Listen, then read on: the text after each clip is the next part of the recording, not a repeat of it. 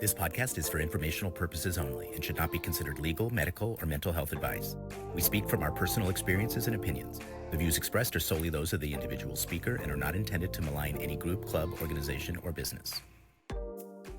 All right, everybody. Well, welcome back to Confronting the Line. And as most of you know, the main thesis of our show is to explore the boundary between help and harm. In the personal development field, we want to examine where transformation, change, growth can actually be used in ways that are exploitive and that often in conflict with what many of us who participate think we're participating in. Yeah. So that's what we're exploring. We want to come to the line and find that line, first of all, so that we can then see how to better protect ourselves, but also how to make the industry better, how to make our groups, our spiritual groups, our wellness groups, our personal development groups better. We're here because we love those evolving the human spirit and wellness, right? So anyway, I'm really excited today to have with me Ken Wortley, who is a teacher, a former pastor, and an author of a book, The Gospel of Secrets. It's a memoir in which Ken shares his deeply personal chronicle detailing his journey from a life of pretense to one of authenticity. The book outlines his struggle with suppressed homosexuality identity while serving for 2 decades as a pastor, a career he chose out of having grown up in a conservative evangelical environment. Key chapters trace his path through a mask of marriage, the painful shattered silence of his divorce, his subsequent path of therapy and unlearning, and the ultimate discovery of love with his partner in Brazil, where he has found acceptance and peace and not having to live in the shadows and secrets. I was really excited when Ken reached out to me because for those of that read my book, in the beginning starts with sort of my first getting kicked out of a group was when a church kicked me out for being a teen parent. Well, a little bit, and I'm sure we'll talk more about this, but they told me I could participate. I just had to hide that I was a parent, and which is a really weird thing. So for me, I left and didn't go back rather than try to stay there. But that's a challenging path when we feel rejected by the community that we found such home in. And it's confusing. It's really confusing. So I was really excited. I had a very personal connection to Ken's story and have enjoyed reading his book. So Ken, welcome to Confronting the Line. Oh, thank you. Thank you for having me, and good to meet you, Anne. Very good to meet you. And if I break into Portuguese and start to call you Ana, excuse me, but I have to. I will answer to Ana. The only one I don't answer to is Annie. Annie, Ana. Ana sounds good. Well, thank you for having me. I would say, may the words that we speak bring encouragement and peace to other people that are listening for us, today. Thank you. Yeah. And that's why, sometimes people accuse me of speaking up because I have some vendetta, or in the words of the group that I was very much part of and a teacher in, I'm incomplete, or I have some sort of, upset that's unresolved. Quite the opposite, actually. Yeah. And, but as I've embarked on a journey of discovery, deconstruction, and healing, and in my case, a lot of the abuse I talk about from time to time didn't happen to me, but I've had hundreds of other participants, teachers, staff members come forward and tell me their experiences in the personal development space. When we experience something like that and we come through it, we want to share. Right. And we want to tell others and others who Right. might be suffering. But for me, I also have a passion for the thing that got us into these kinds of groups in the first place, which is I always just wanted to make a difference in my community. I wanted to leave the world just a little bit better for my children and grandchildren. Exactly. Yes. I want to, like our growth as human beings and as a species is just something I've been into since I was a girl. And we so want our lives to make a difference. we do. We do. Some of us do. Yeah, for sure. Yeah. We'll put that on everybody, but for sure it's fine. Yes. So I took some time and I prepared a bunch of kind of questions, but I'm going to kind of let our conversation go where it goes. But I think we should start a little bit with the questions and walk a little bit through your story, which is one many of us have heard about, not yours in particular, but I think as we've evolved in the last 30, 40, 50 years, we've come to understand that being gay is not a choice. That Yes. it's not something that I choose just because it's more fun or Right. it's sexy or whatever. No, it's Right. an aspect of who we are as human Right. beings. Exactly. And a good friend of mine teaches a really great course called Upgrading Your Gender IQ. Oh, And, the whole gender conversations that are right. happening. But what we're finding out is our kind of simplistic way of relating to our sex, Right. boy, girl, which has to do with our sexual organs. In genders gotten overlapped on that, but they're not necessarily the same thing. And now Right. I've lost track now. There's like 60 some in the United States, different Oh, kind of terminologies for different oh, expressions of oh, gender. And there's so much variation in the world of human being that, and for sure in the church, I always felt, what we were teaching was what I was learning as a girl was to love people exactly how they are. And so, anyways, your story is such but that's a challenge for the church to love people, but we want to be comfortable in the way that we love. We don't want people to be different than us. I think you've touched on something very important about that being gay is not a choice. But somehow, church people in particular are doing gymnastics about that kind of thinking. Is it really a choice? A good friend of mine, a good sociologist, told me, it's okay to be gay as long as you don't act on it. Well, hello, what does that mean? Just be single for the rest of your life. It's okay. You are welcome in our church, but you must remain like us, Adam and Eve, the rest of the couples in the uh congregation. What they're saying is be single and be lonely, don't be yourself. well, don't have a family, all of this stuff. Yeah, I think for me, I kind of see it all as a massive failure to evolve our thinking, Yes. to evolve our understanding.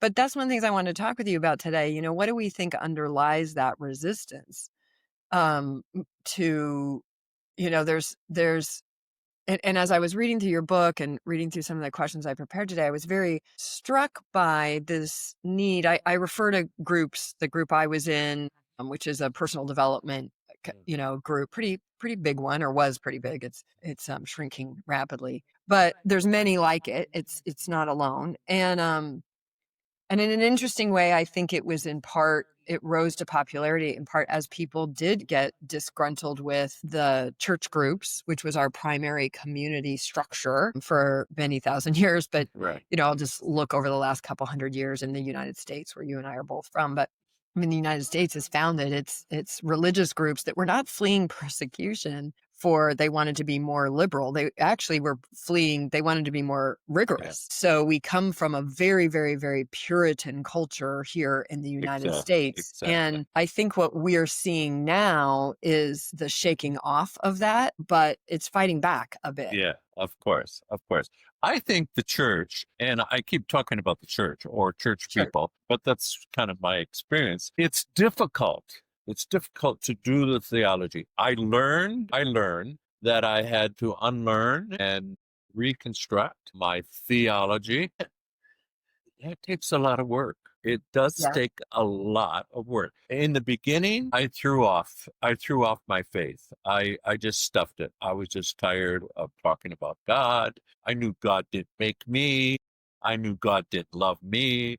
So just forget it. I spent a good 6 to 8 months trying to find a church in which I felt comfortable with, but the music was good, the community was great, but then all of a sudden the message or the eulogy would be, or the sermon would be more of, well, Adam and Eve and the family. And, at first was difficult because there was Joseph and Mary, and there wasn't Steve and Ken, it was Right. just, it was hard. So I thought, oh, I'm not going to go back to that church. And I didn't like the guy's attitude. I did end up in a Lutheran church. And I remember on Christmas Eve, the pastor coming before the service started. And I was kind of weeping, thinking how lonely I was. And he put his hand on my shoulder and he goes, it'll get better.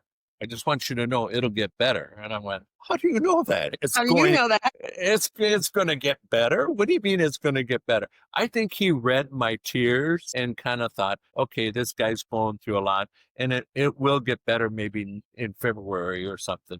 But back to religious people, clergy in particular, it's a hard road to redo your theology or to reconstruct your theology or to dig deeper into scripture. It's easy to sit in the pew and to have 5 or 6 of those key verses that talk about abominations and sin and homosexuality and all of that theology that just hardens our heart. We say we're loving people, but it hardens our heart on a kind of a shell that goes around our heart. Yeah, really. And as I've deconstructed what a high control group, cultic, that's the sort of catch-all word. It's not really a very good word. If you actually look up cult, we're in cults all over the place. Yeah. That we're a social species. And, so it's not so much about cult or not cult, it's about destructive Right. group or not. Is it harmful to its members? Is the balance of help and harm out of balance? Is the balance of the goodies, the yummies, the whatever it is the money, the fame, the security, the da da da, is it balanced towards the leadership or the source or owner, or is it balanced towards and shared equally amongst its members? And most of these groups sort of hide out behind a veneer. So let's kind of get into some of the questions that my Okay. AI buddy and I came up with were really good. I was like, I was Okay. like, I want to know about some of these. Yeah. So the first thing it kind of brought up is, so you lived a life defined by what was hidden. So just for our audience, we'll encourage them to read the book, of course, to get the full story. But how many years did you live in secret, as it were? Like kind of knowing that the way I read your book, there's 2 phases. There's kind of knowing there's something different about me. And then there's knowing like, no, I'm gay, but I'm hiding, right? So there's kind of those 2 phases. But overall, how many years would you say you lived in Yeah. that hidden environment? Well, With hidden. first of all, I grew up in a very religious family in Michigan, and everything was just middle class. Everything was together. As a male, you went to school and you had girlfriends and you played sports, basketball and football, and you did track and you did all of those activities. But on the most important thread through my life was the church. When the church was open, my mom and dad were there. My dad was a deacon. My mom was the circle, or whatever they call that, mission circles of women that gathered with tea and would Yes. gather together. What denomination? American Baptist, American Baptist. which is kind of a oxymoron, because I usually say it's a liberal Baptist, and then people say, "What?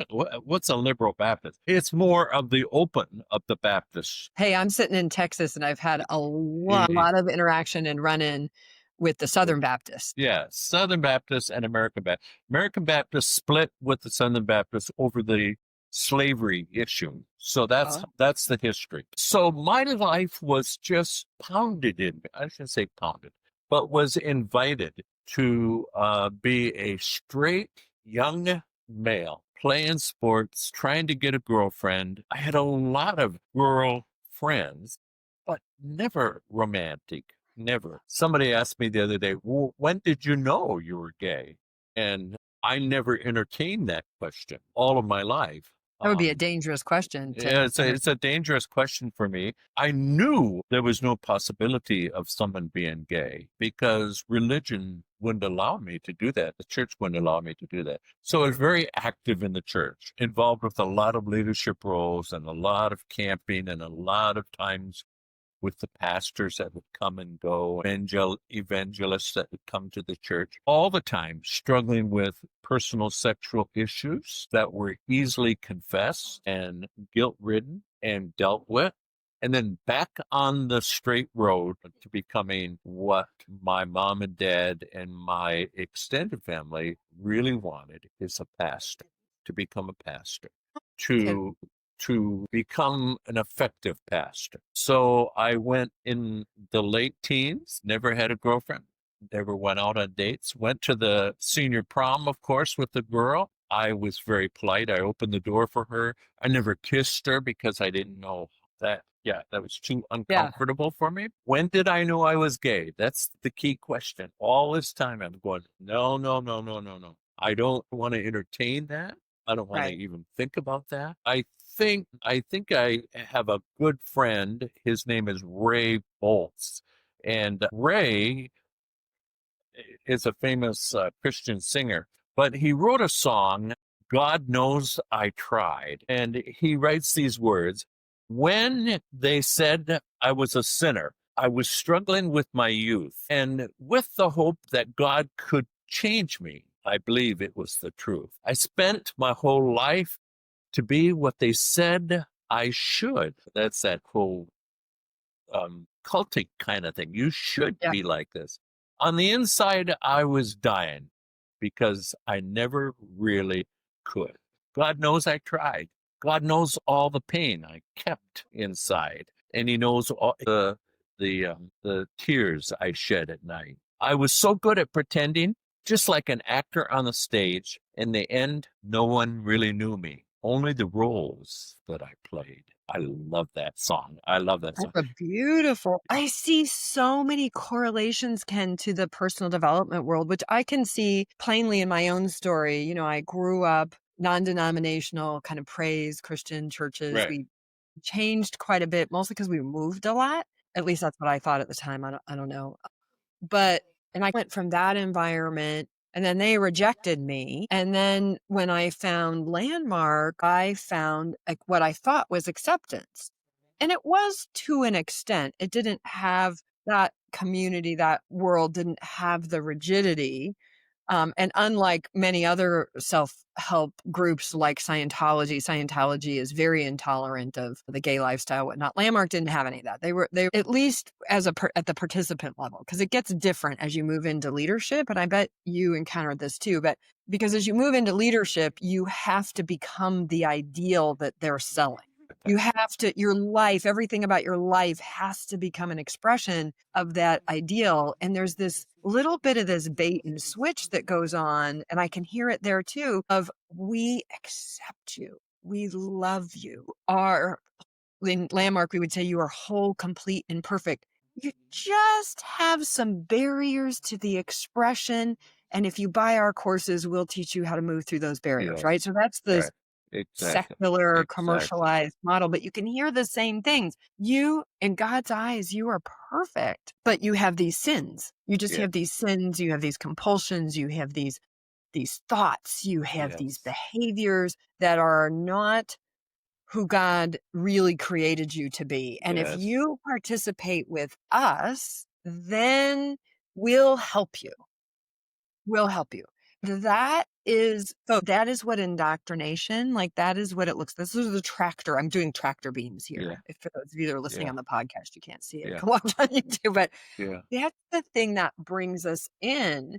And then we buy into that. So then we're like in this spin of just trying to become that. So pretty soon we're now trying to become the ideal. So, and one of the things I appreciate in your book, you share very openly about how you sought marriage. You know, you sought out your marriage to fulfill the image of a successful pastor, to attempt to curb, your homosexual tendencies, which I appreciate what you're saying. You weren't thinking of them like that at the time. I think that's a really important thing for folks to hear. Yes. Yeah. Keep it suppressed. Keep it suppressed. And most of all from yourself, right? Like, Yes. I think it's important for me to say that I was on the track of becoming a successful pastor. I could speak and had the charisma to speak. And there was, I don't know about today, but there was a suspicion of a single pastor. So I knew that if I was going to continue to be a successful pastor, I knew I needed to be married. I knew I needed to find a wife. So I began to search in my own community. Saginaw, Michigan is the name of the town, a GM place that we built. I know Saginaw. Steering gears. We were a steering gear city, about 100,000 when GM was very powerful. But I met this Catholic girl, married her, and again, in the thought, not only to become a successful pastor, but in the thought, I hope and pray that this marriage takes away some of these homosexual urges. That Yes. perhaps, that my real problem is if I learn to have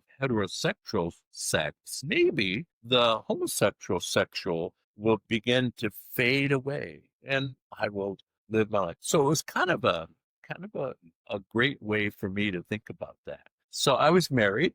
We went on to Philadelphia, to school in Philadelphia, got a degree in sociology, and then 2 years later, I went on to seminary in Philadelphia and got my master's of divinity. All the time looking for becoming a successful pastor. All the time. Now I'm in my late 20s, thinking again the question: when did you know you were gay? I still haven't answered that. Still Mhm. in my head. No, I'm married now.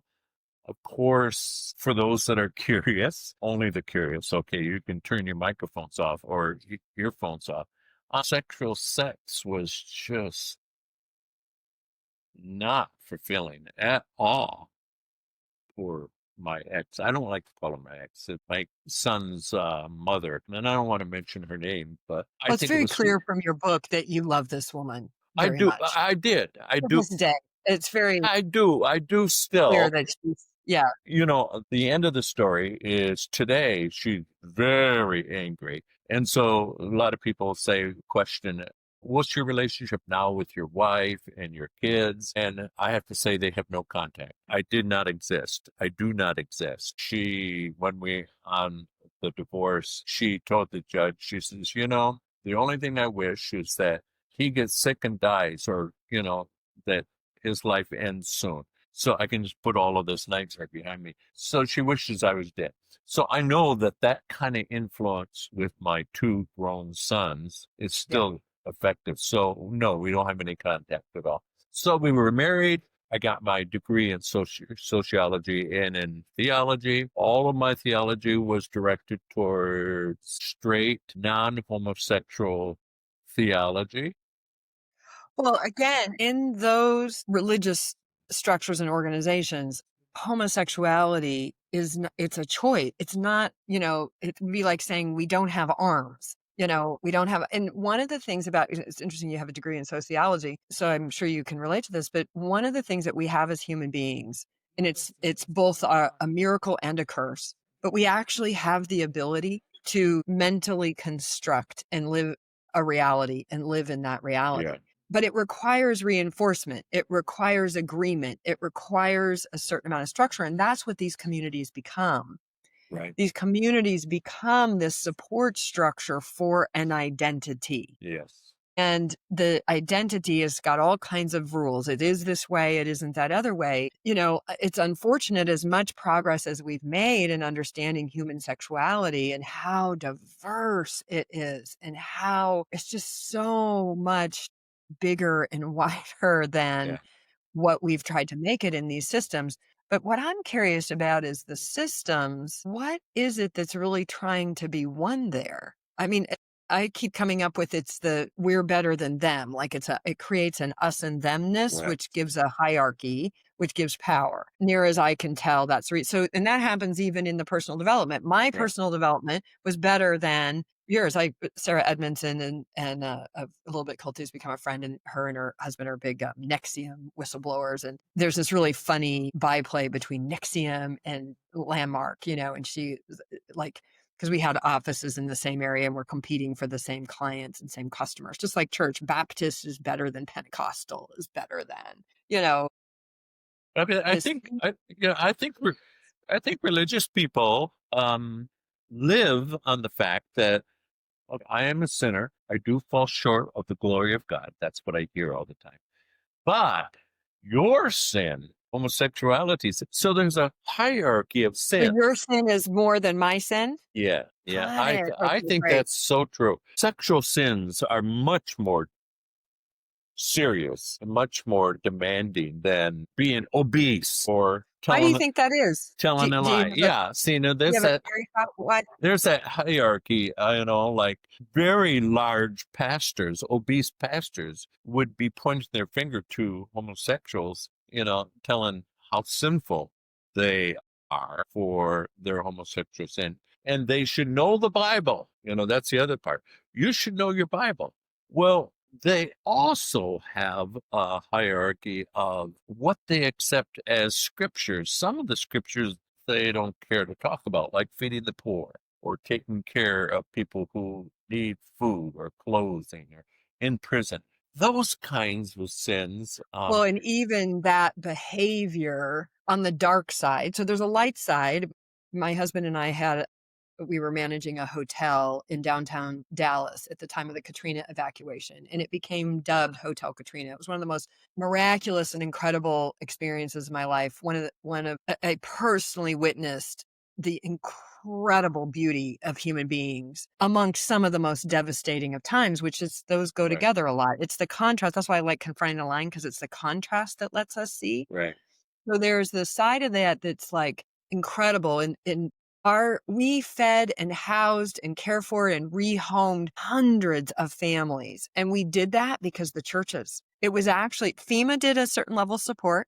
I am a fan of FEMA, but it was the churches. And interestingly enough, First Baptist of Dallas, one of the pastors there, this incredible man, he's not part of that church anymore, but still, I'm sure an incredible pastor, Scott Ward. He came, and literally one of those pastors was standing on either side of my husband and I for 5.5 weeks. And if we said, we're running out of toilet paper, boom, within a couple of hours, toilet paper would be coming in, because they would put out in the network, we need, the Quality Inn, downtown Dallas Market Center needs toilet paper, and toilet paper would come in mass. Oh, they need baby equipment. And it wasn't just them. There was the Highland Park Presbyterian. There was a number of them. And what I saw in that experience is, in the United States, who fills in the gap or used to, I think right now it's in a bad place, but at that time, who fills in the gap between where our social services, which are terrible in the United States, social services that our government does not provide, social support and so on, who fills in the gap is the churches. That's who they rely on. That's supposedly what the tax exemption's about.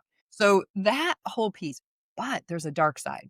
The other side of the line is the righteousness, the I know better, am better than you, that comes with that help. Ooh, I have the resources to give the toilet paper, so I'm just a little bit better than you. And we don't, even those of us that are giving at the time we're giving, most of us don't have the courage until something like that happens to realize our own privilege, to realize our own righteousness, to realize our own sort of hierarchical bent. Like, oh God, thank God I'm on the side that can help rather than the side that needs help, right? Like, so that gets corrosive in its own way. I'm a massive, you live in Brazil now. I've done a lot of work in Haiti and whatnot. And I'm actually very adamantly opposed to the whole missionary world, because it's ultimately very undermining. They're not all bad. They're great people trying to do great work. It's not about that. It's that in order for me to maintain my image as a good person and a helper, I gotta have my foot on the neck of other people societally so that I can maintain that image. So it's a catch-22. Yeah. So it's interesting. I think for me, the whole time in Philadelphia, and when I graduated and started my own pastoring in Colorado as my first church, the culture in the United States began to shift. Talk shows had a gay guy talking about his marriage to a straight woman. And so all of this began to shift on me. And so what was solid for me now has become kind of a sinking sand as the culture, the whole culture changed. The whole culture was like, we just touched on another really key thing that gets us entrapped in high control, manipulative environments, which is certainty. We'll give up a lot of freedom for certainty as human beings because the brain sees certainty as safety. So we'll compromise a lot to have that certainty, which to me, that's ultimately what being a part of a group, the certainty, the rules, then I don't have to do the hard work of figuring out, wait, who am I? What do I like? What am I supposed to, I've got a nice clean script here, but that's interesting. And So Well, then the culture starts to shift and starts to undermine that. exactly. I was Wow. coming out of the shower and I was watching TV and they were talking about Barry Manilow and Barry Manilow becoming gay. And I went, what? Barry Manilow is gay? I went, you gotta be kidding. It was just like personalities started having more courage. I'm not talking about Liberace because everybody, I grew up with Yeah. Liberace. I mean, he was flamboyant, but I'm talking about solid people that we all kind of looked up to, sports figures, singers, actors. But that whole time, back to my own life, my wife and I, we didn't sit down on the couch and talk about gayness or homosexuals or did you hear about Barry Manilow or none of that was just so taboo. It was like we placed an elephant in our marriage and it stayed there. I mean, no questions.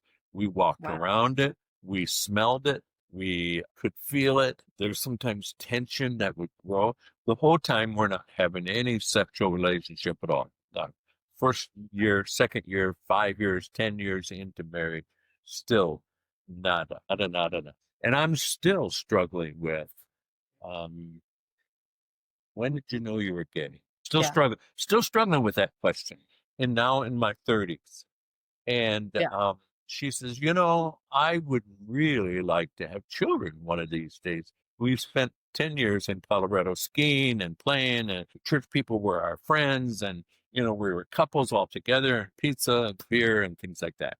But now we're kind of changing the subject, which required that we would have more sex, that we would try to have a child. That brought more tension. When did you know you were gay?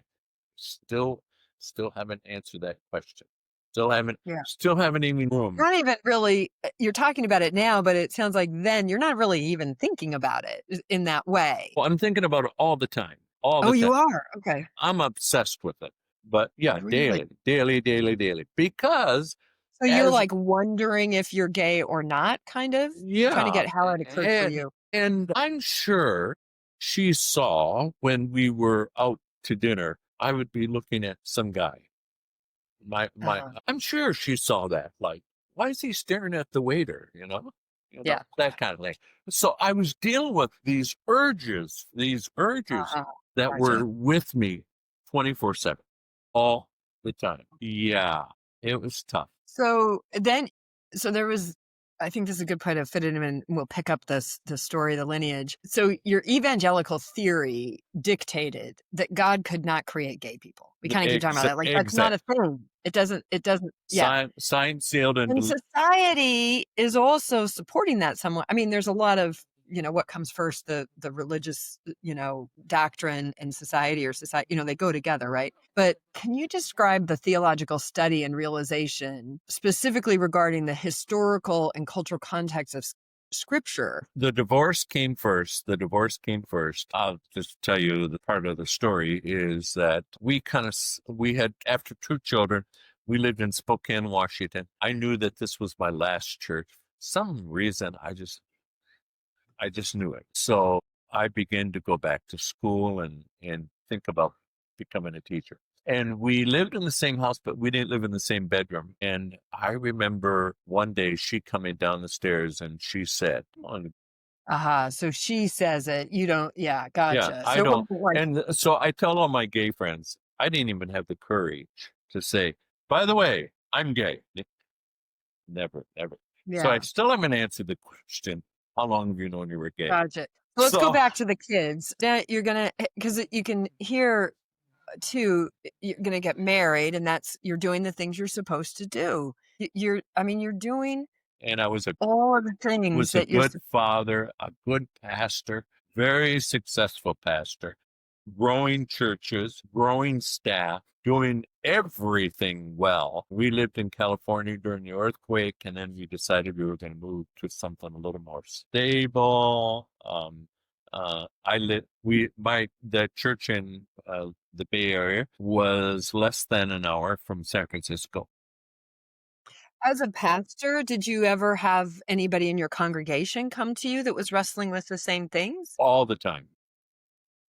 Really? You know, What was I that need like? to confess to you that I was not on the side of the gay people the whole church work. My church, No, you couldn't oh, be. no, no, no, no, no. I preached messages about the meaning of marriage. I preached messages about the sin of homosexuality.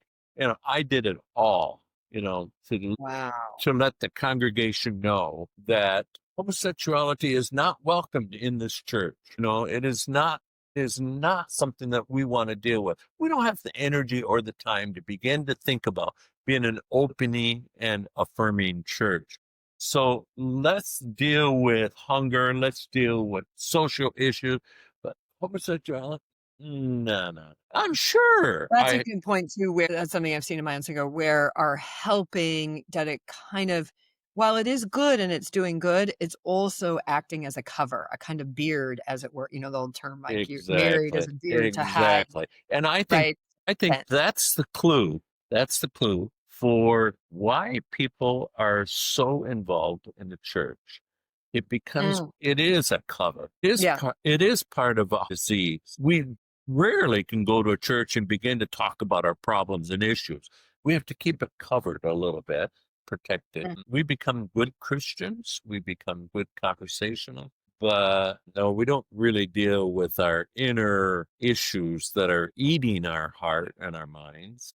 And so I think that's the issue of why people get involved in church full. That's interesting. I've seen a version of that in the self-help community, which I kind of consider as like one step out of the church, but still very suppressive in a way that it doesn't understand about itself. I've talked to so many people now in the last couple of years who participated in transformation, in creating themselves as a possibility and bringing that possibility into existence. This is the kind of language of Yeah, that world. But anything deeply emotional, traumatic, like a lot of the deep stuff would get very quickly bypassed. right. So it could be handled mostly because it could be handled in a weekend. It could be happened in a seminar session. It could be Yeah, handled in distinguishing where I've been inauthentic, where I can't even yeah. say it right anymore, thank goodness. But and then boom, I would be transformed and suddenly I wouldn't be that anymore. I wouldn't be conflicted. I wouldn't be, it's the same kind of thinking, always reaching for the ideal rather than dealing with this is the ideal. I came out of the womb as the Yeah, ideal. I think church people, when they come, when you're in the church and people begin to speak about their problems, you quickly refer them to the guy with the degree, the pastor. I mean, We yeah, bypass that. We're like, no, no, no. Well, yeah, maybe you need a therapist, yeah, maybe but if you do the next course, you can get at it a lot faster. Therapy takes a long, therapy takes a long time. Yeah, and but I the went, bypassing, and I, we want to bypass. and I try to write in the book kindly, but I know I wasn't too kind. That all the therapists I went to after the divorce was just really not helpful. They just Saw wrote that. they wrote prescriptions. They wrote prescriptions. So I was like, I probably had 5 different kinds of psychotic medicines that was supposed to take me and kind of one guy says, take the edge off. And I mean, I was weepy. I was a zombie. I don't know how I even exist, how I drove my car, and some to put me to sleep, some to wake me up in the morning, and all of that. I finally found an older woman in Spokane who sipped her tea and she just listened. And I said, well, are you going to write me prescriptions? She said, no, I don't do that. And I went, thank God. Nice. So yeah, and she was kind of a listener. So I was addicted to her. I mean, I like dumped everybody and just went to her full time.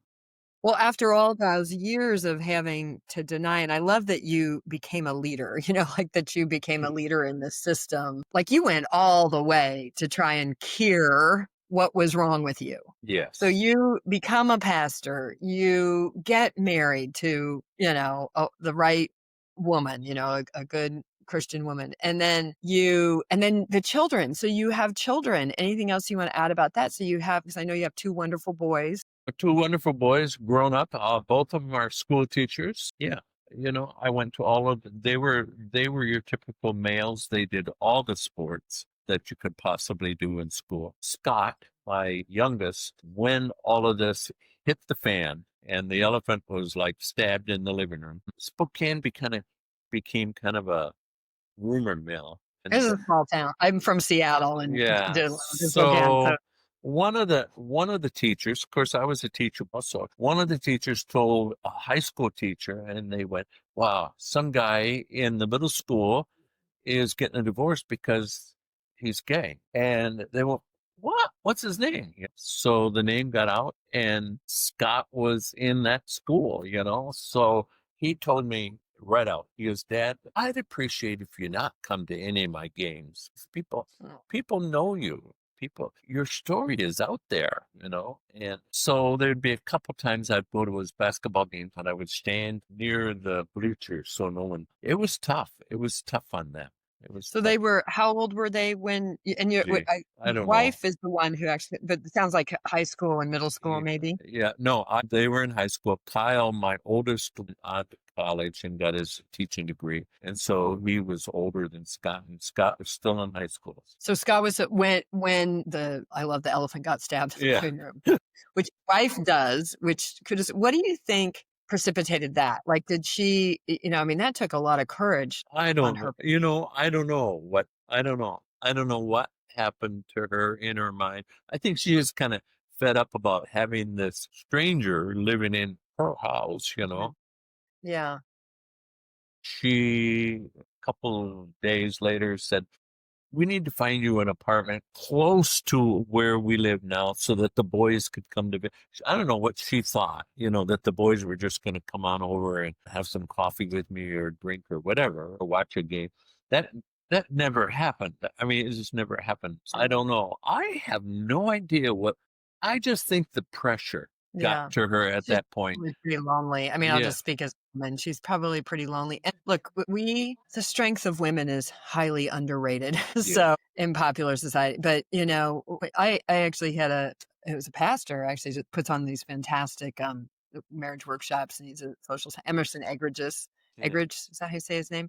Anyway, but I'll never forget, I was in a thing with him one time, and it was a marriage thing, and he was talking about women are the leaders, men are the power. Like they're the actors, but the leadership is the women because the women know. But I'll tell you, as a woman, mostly you feel like your leadership has to be hidden.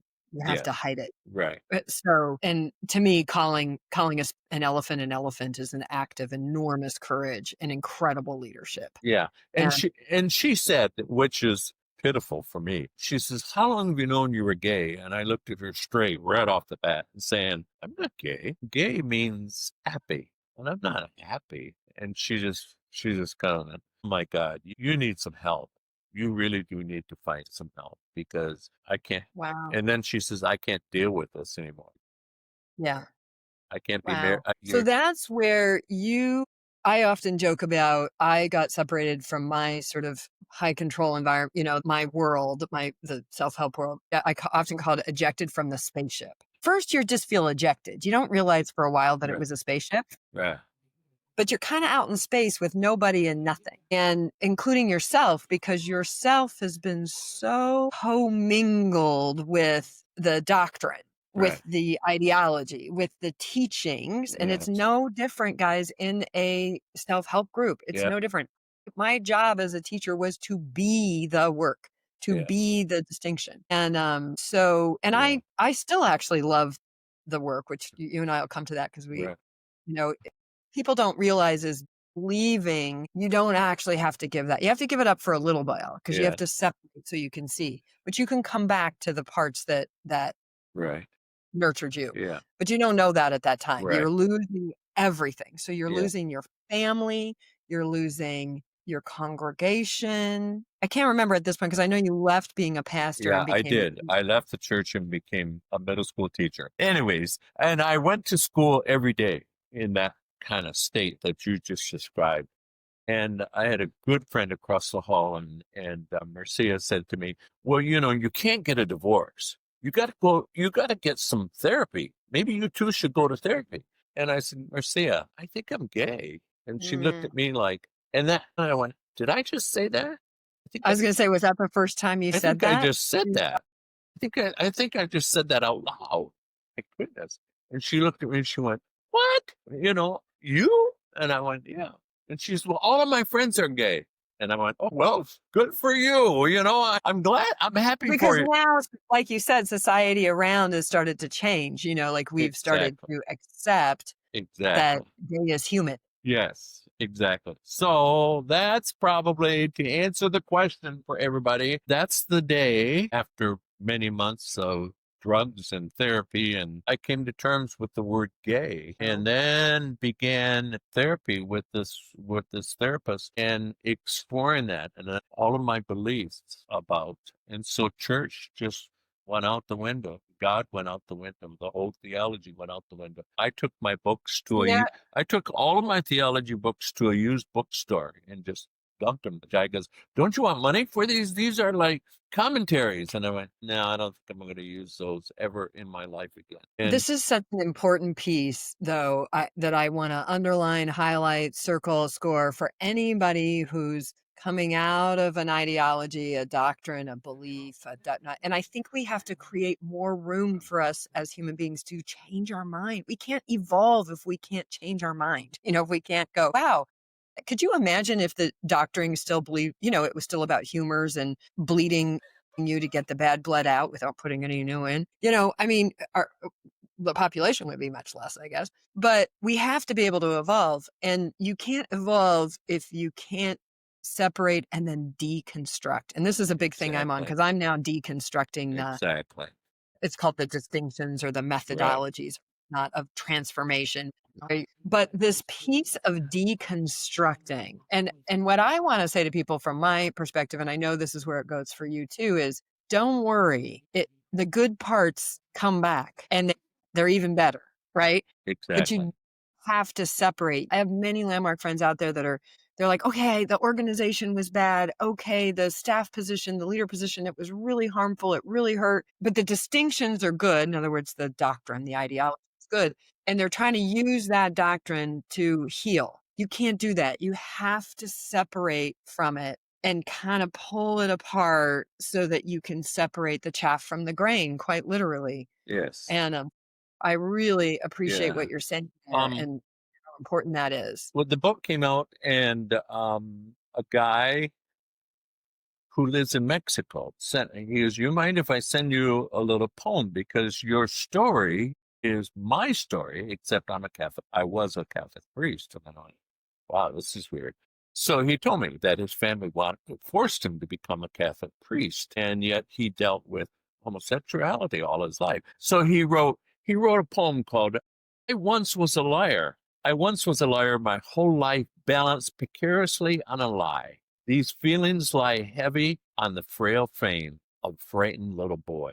Dread wrapped my mind in chains and throw away the key to the future with my fear as the motif, with innocence as the melody. Lie first to myself, seeking acceptance and approval from all others, a search for the essential everywhere, but within, like a lost fawn from his Mm. mother. And he writes this poem about, I once was Search a, for the essential everywhere but within. Did I hear that right? yeah, I think that captures a really important aspect of what you and I are learning and sharing in our own journeys is when we're looking out, we're looking to the church, we're looking to the teachings, we're looking to the transformation, we're looking to the leader, we're looking to the like whatever for ourselves. yeah, Ultimately, it feels to me like the real journey is going in. yeah. And is scary because you don't know what's in there. And I really And if honestly, what's in there conflicts with what you're supposed to do in society, that's literally I dangerous. really It's didn't dangerous. know I was going to survive. Yeah. I mean, I was really afraid.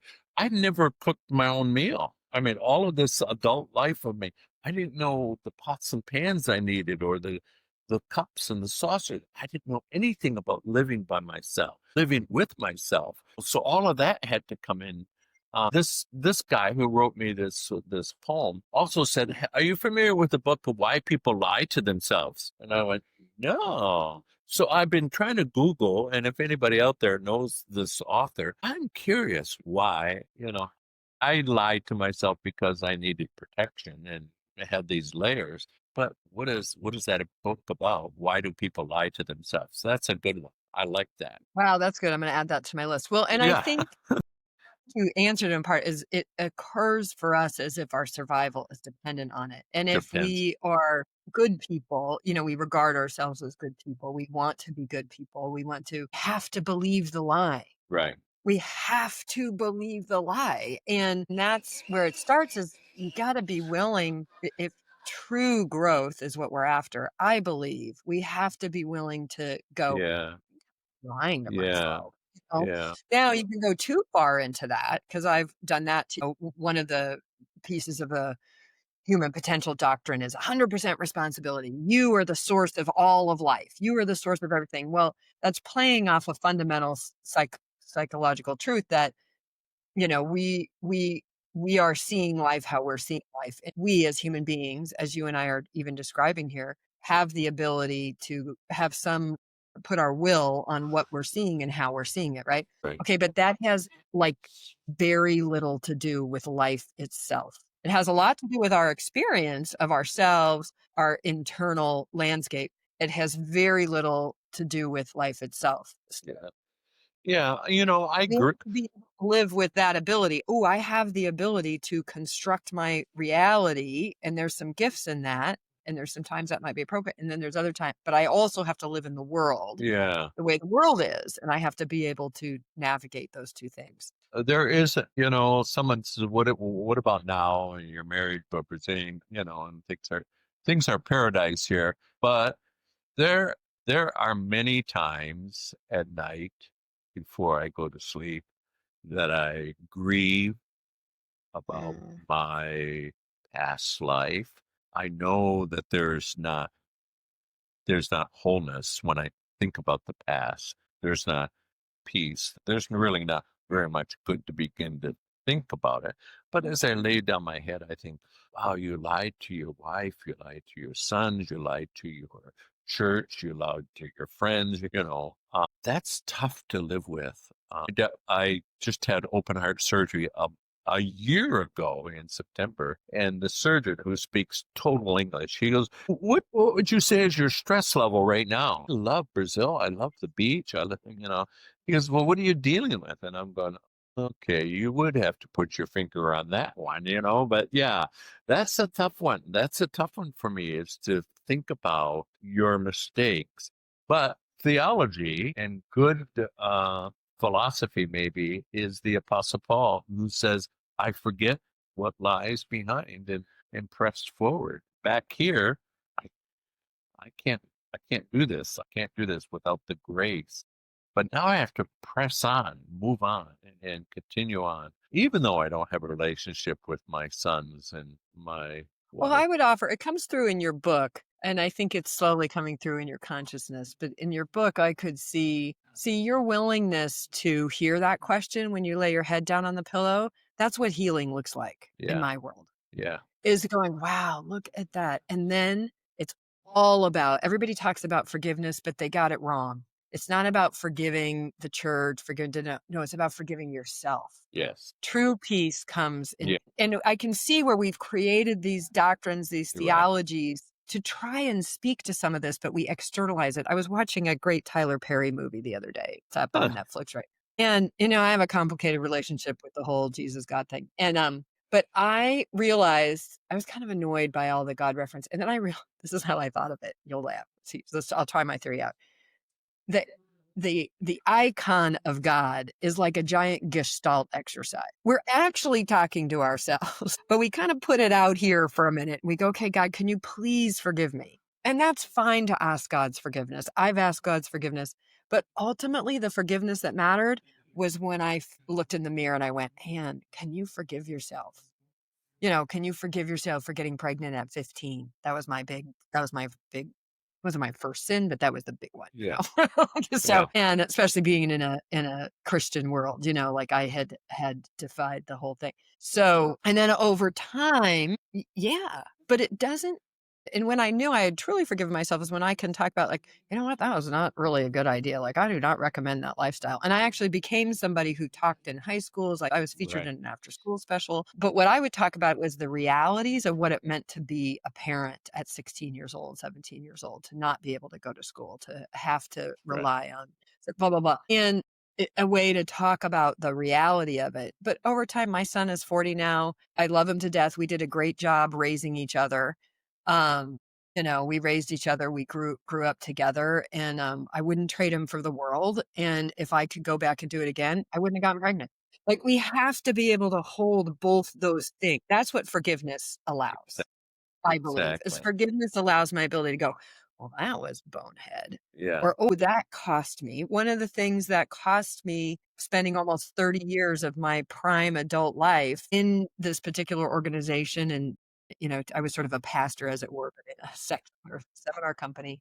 I got to travel the world. I have an amazing community of people. There's enormous blessings. And I didn't do the trauma recovery work I'm doing now. It's having a deep spiritual, emotional healing impact.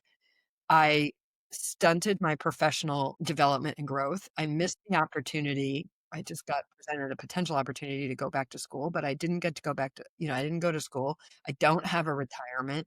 I don't, there's all Yeah. these impacts. And okay. And that's what I appreciated about your book. It's Yeah. really clear that you're doing that work. And I appreciate how you're describing it. It kind of sneaks in on you. You But know, what's one of you're not staying one away. of the chapters in the book is called The Ripple Effect, which isn't something I don't know where that Okay. title came from.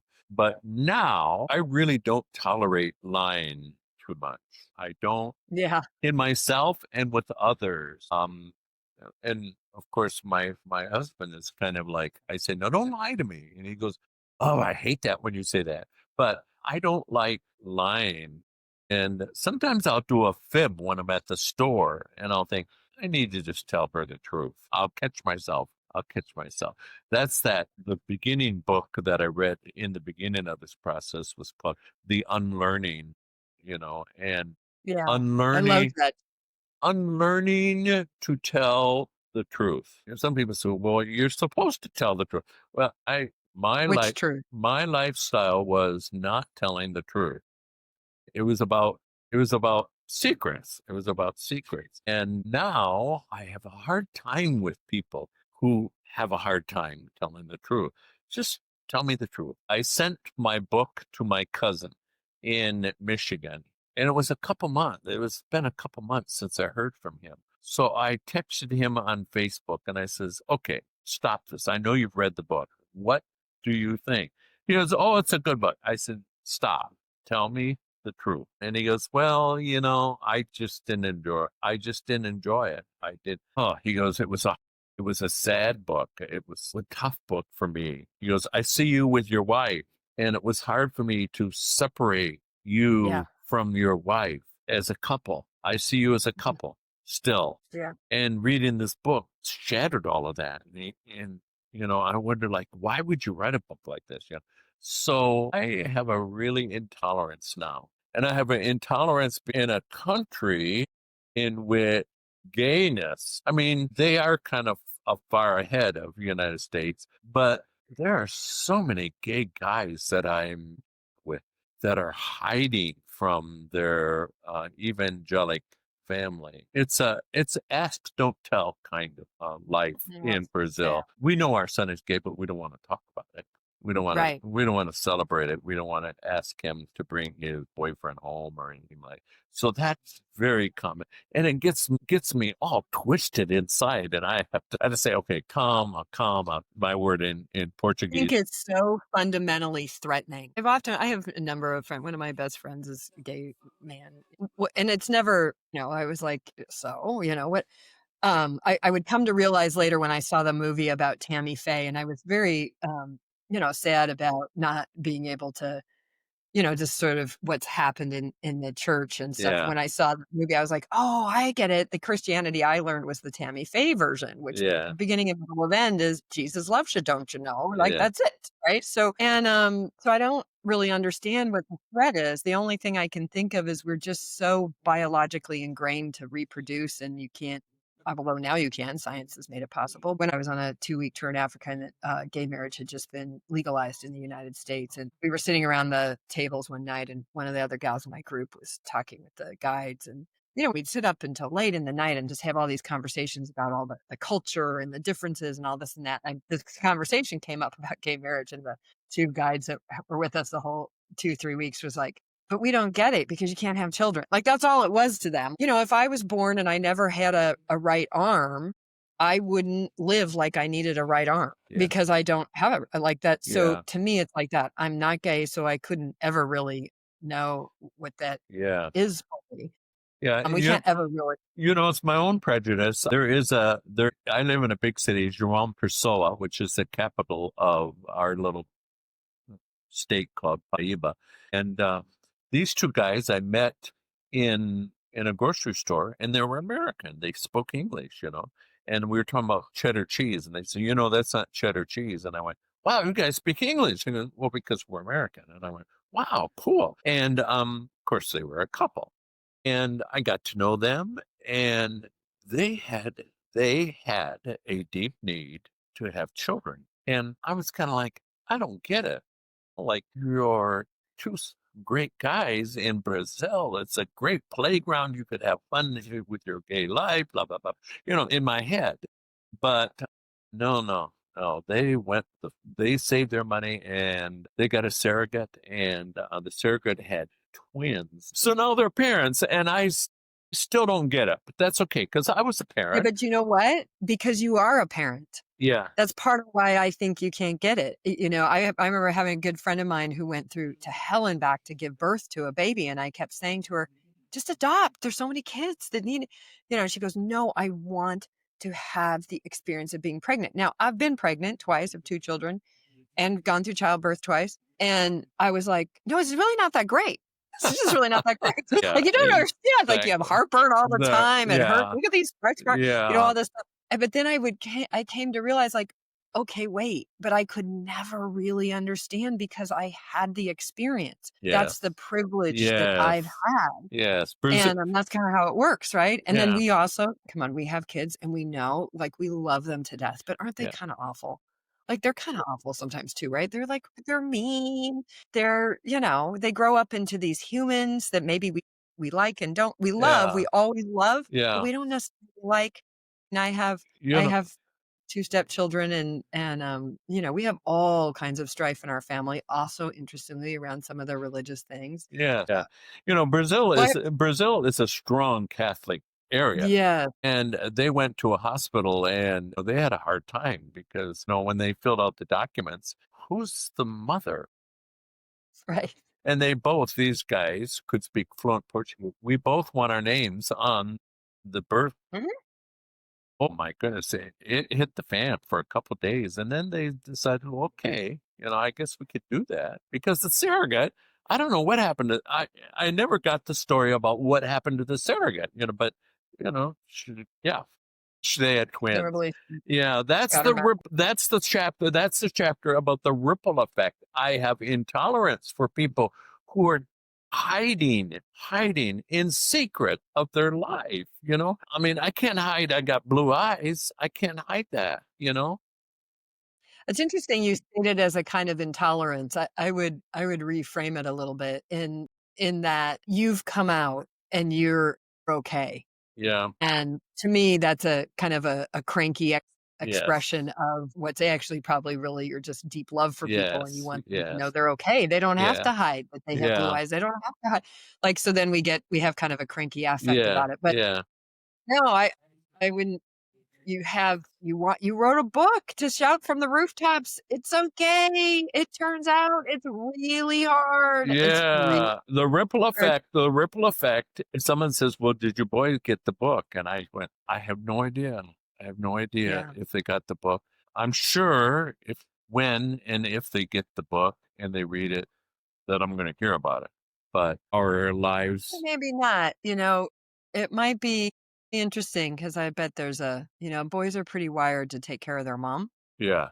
Exactly. And then all the wiring of the church, right? Yeah. So I have two other things I wanna ask you about before we wrap Okay. up. So one was, what was it like you describe it in the book, but I wanted to give you an opportunity to just talk a little bit about what was it like to meet your now husband and fall in love in an authentic way? That's typical gay life right now. Most gay guys find their love of their life online. And Mhm. I was an English teacher. He was an English teacher. And we met on an English teacher's site. I don't know what it was called.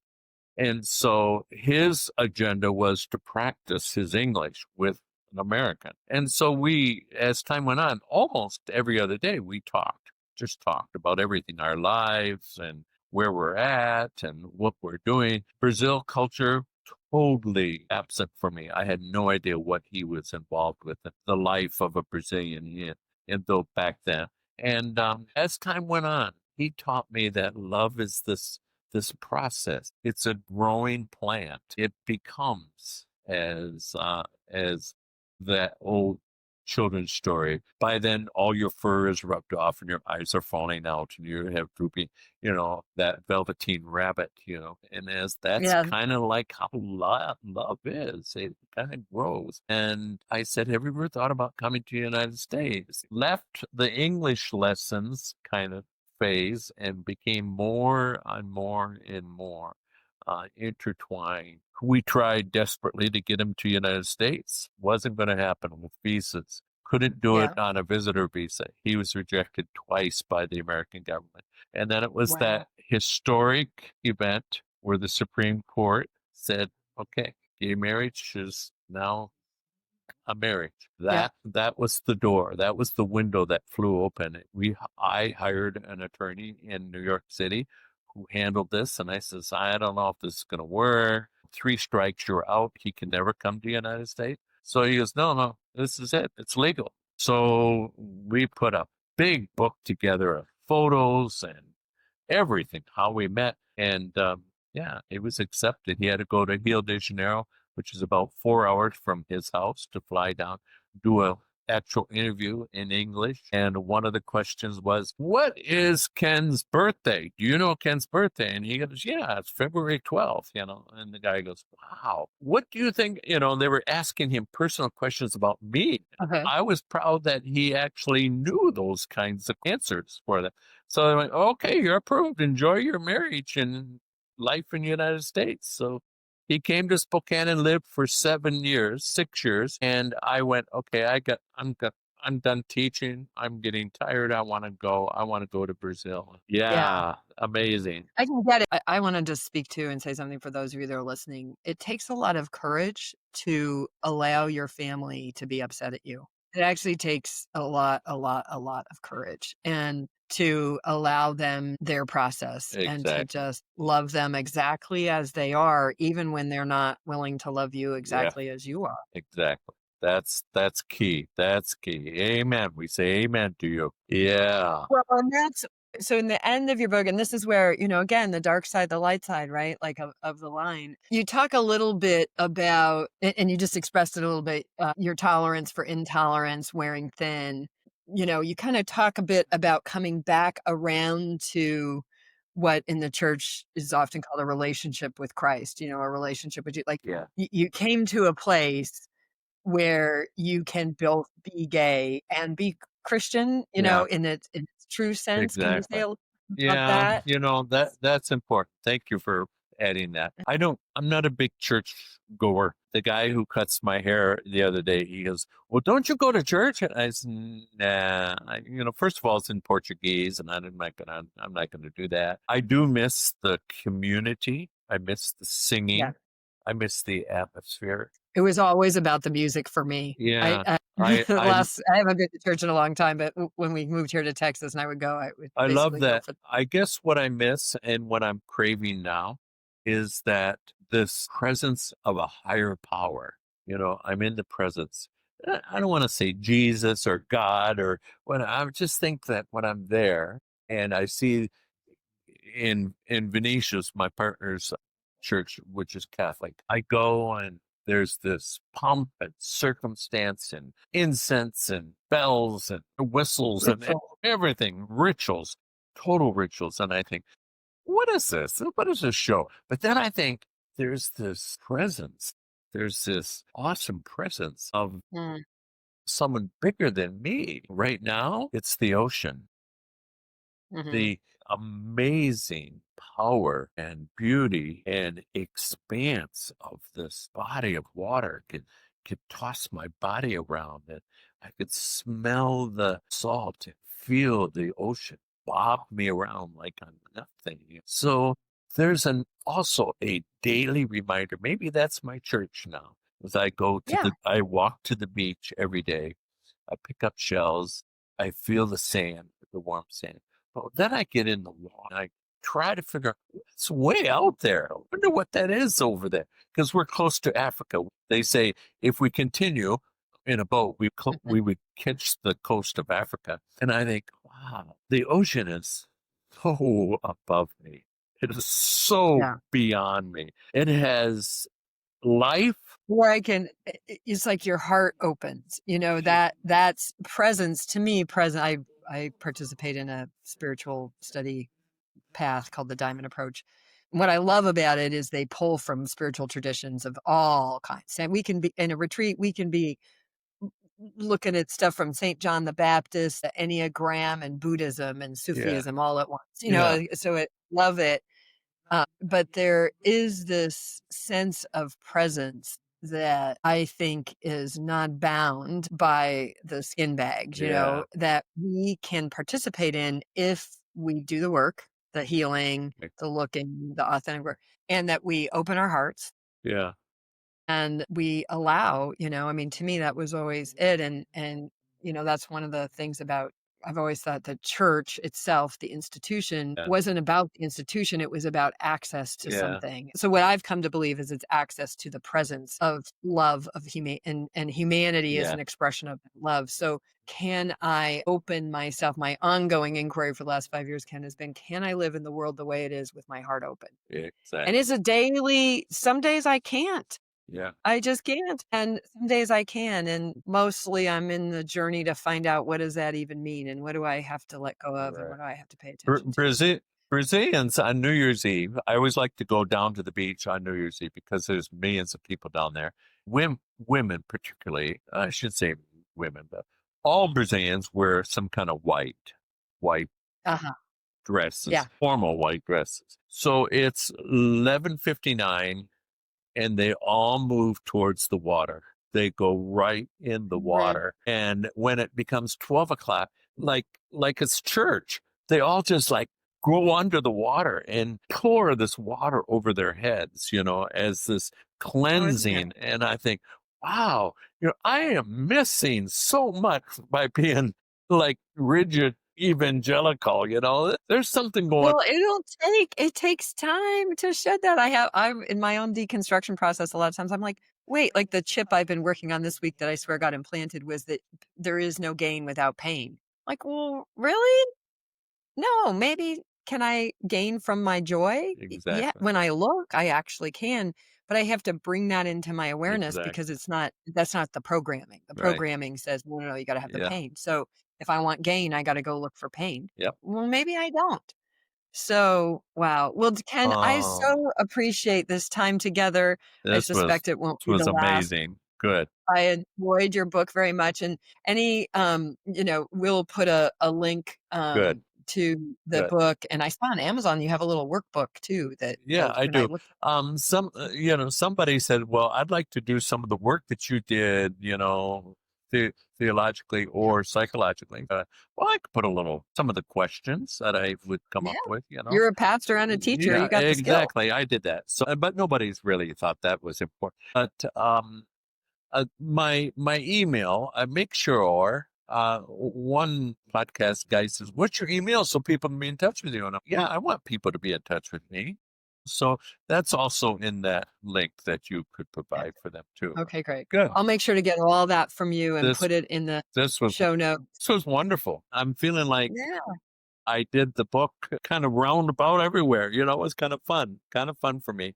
Good. Well, I was really excited I've wanted to, I don't want my channel to be the landmark channel. Like I don't while I have to deal with the 30 years of my experiences in that group and that organization, and of course I'm going to, continue to draw on that experience. But the phenomenon, the lessons that I've been getting as I deconstruct, I'm seeing them everywhere. I'm seeing them in our Yeah. politics. I'm seeing in our church, I saw how even my own church experience made me very susceptible to the landmark group. And that wasn't necessarily a Yeah. bad thing. Yeah. I'm not even, Yeah. but I think that we can see all this. And I think Yeah. it's important that we see it in the times we're living in right now, because there's a lot that's wanting to happen. We Yeah. got some big jobs to do Yeah. to We take do. care of ourselves and Yeah. our planet and each other. I would say to all of my LGBT group people that are listening today, back to the words of that pastor, it does get better. It does get better. Mhm. Life is so amazing for me right now. Oh, that's wonderful. I'm really glad. And I'm glad that your wife had the courage to call it out and you had the Exactly. courage to step into the space she created. So, and I'll hope and pray and send love and light and all the things that your sons will find their way to the Yes, love that you exactly. have for them. I have two Yeah. I have two beautiful grandkids, and I Mm. live their lives, or I see their lives through media postings, which is kind of sad. I kind of like, oh, Charlie lost a tooth today, and I'm thinking, wow, I wish I was there. I wish I could kind Yeah. of be with Charlie. So it's Yeah. kind of, I well, hear you. all right. Thank you so much. Thank you. More to come. Yep. Ciao, ciao.